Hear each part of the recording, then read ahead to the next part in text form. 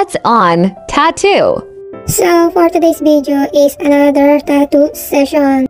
And ito yung tattoo ni sir na ako din yung gumawa. So, gusto niya is padagdagan lang to ng background na coconut tree yan.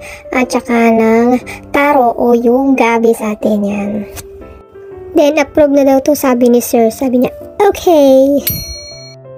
Then, habang nagsiset up ako, buti na lang, nandito yung anak kong spokening dollar. Kaya yung aking client, may nakakausap na spokening dollar din yan. And siya na rin yung nag-assist sa client ko para umupo. Kita mo naman napakasipag. Pwede nang kunin na assistant.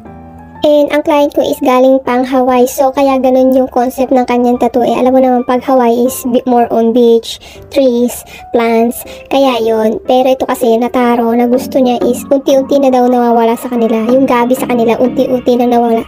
Ang napapalit ay mga buildings. So, yung taro sa kanila is, mahal na daw, expensive. So, para memorable ng province nila, yung originally, yung taro or gabi dito sa atin. Kaya yun ang pinatattoo niya.